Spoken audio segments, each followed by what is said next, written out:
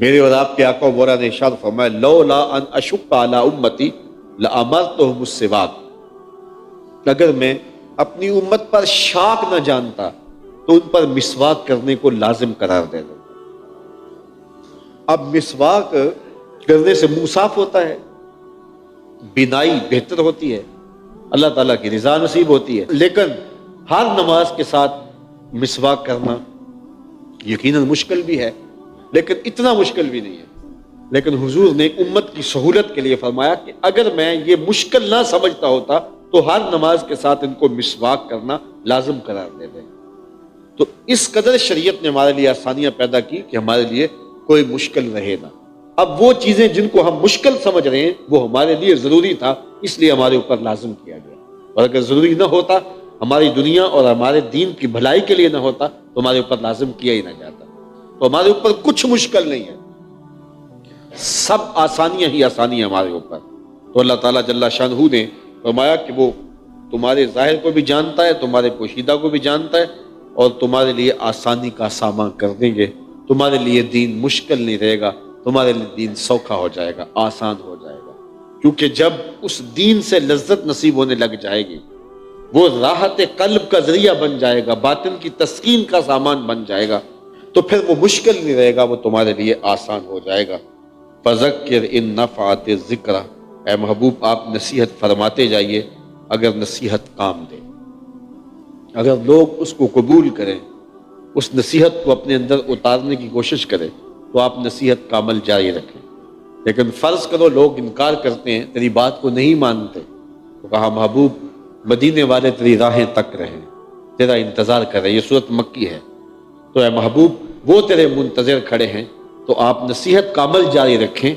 تو یہ نہیں سنتے تو کوئی اور سنیں گے، یہ انکار کریں گے تو کوئی اور اس کو قبول کریں گے۔ اور علماء نے اس کے ضمن میں یہ بھی لکھا کہ نصیحت بہر صورت فائدہ دیتی ہے، اگر سننے والے کو فائدہ نہ بھی ہو تو جو سنانے والا ہے اسے فائدہ ضرور ہوتا ہے، اس کا اجر اس کو نصیب ہوتا ہے۔ اور نصیحت کا جب کوئی عمل دہراتا ہے، تکرار کرتا ہے نصیحت کرنے کا، تو اسے خود شرم آتی ہے کہ جو میں نصیحت کر رہا ہوں، تو اگر میں خود عمل نہ کروں تو لوگ جو ہے وہ کیا کہیں گے، تو پھر وہ اس پر عمل بھی کرنے لگ جاتا ہے۔ تو نصیحت کا عمل بہر صورت جاری رہنا چاہیے۔ باپ کو اپنے بیٹوں کو نصیحت کرنی چاہیے، استاد کو شاگردوں کو نصیحت کرنی چاہیے، علماء کو عوام کو نصیحت کرنی چاہیے، حکام کو رعایا کو نصیحت کرنی چاہیے۔ تو یہ ذمہ داری سب کی ہے کہ وہ عمل نصیحت کو جاری رکھیں، کوئی مانے پھر بھی عمل نصیحت کو جاری رکھیں، کوئی نہ مانے پھر بھی عمل نصیحت کو جاری رکھیں۔ آج ہم نے نصیحت کرنا چھوڑ دیا ہے، بلکہ ہم ایک لفظ کہتے ہیں سانو کی لگے۔ شریعت اسلامیہ نے اس کی نفی کی ہے کہ ہم یہ کہیں کہ ہمیں کیا لگے، اپنے گھر میں کوئی چھاج بجائے یا چھلنی ہمیں کیا لگے۔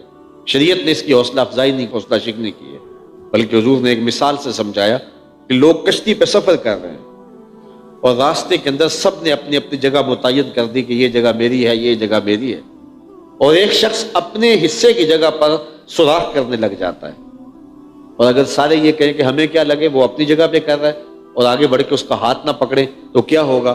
تھوڑی دیر کے بعد کشتی میں سوراخ ہو جائے گا اور وہاں سے پانی آئے گا، اور جس نے سوراخ کیا وہ بھی ڈوبے گا اور باقی جو ہیں وہ بھی ڈوبیں گے، کشتی ڈوب جائے گی۔ تو اس کے ساتھ ہمدردی اور اپنے ساتھ ہمدردی ہے کہ اس کا ہاتھ پکڑا جائے، اسے آزادی دی جائے لیکن ایک خاص حد تک، لیکن اس کو یہ اجازت نہ دی جائے کہ وہ کشتی کے اندر چھید کر دے، کشتی کے اندر سوراخ کر دے۔ اس لیے وہ امور جس سے معاشرہ اور جو ہماری معاشرت جو ہے وہ خراب ہو رہی ہوتی ہے، اس کی ہم کبھی اجازت نہ دیں معاشرے کے افراد کو، لیکن جو معاملے نجی ہیں لوگوں کے، اس میں ہمیں جو ہے وہ زیادہ ٹو رکھنے سے منع کیا گیا ہے۔ باقی جو اجتماعی مسائل ہیں اس میں ہم دیکھیں کہ کسی کے ایک نقصان کی وجہ سے پورا معاشرت اس کی لپیٹ میں نہیں آ جائے گا۔ تو ہمیں یہ حکم دیا گیا ہے کہ ہم نصیحت کے عمل کو جاری رکھیں۔ کسی زمانے میں محلے کا بوڑھا شخص بھی نصیحت کرتا تھا، استاد بھی نصیحت کرتے تھے، ہمسائے بھی نصیحت کرتے تھے، اور ائمہ حضرات علماء بھی نصیحت کرتے تھے، اور ماں باپ بھی نصیحت کرتے تھے، اور نصیحت کا مسلسل عمل اصلاح کا ذریعہ ہوتا تھا۔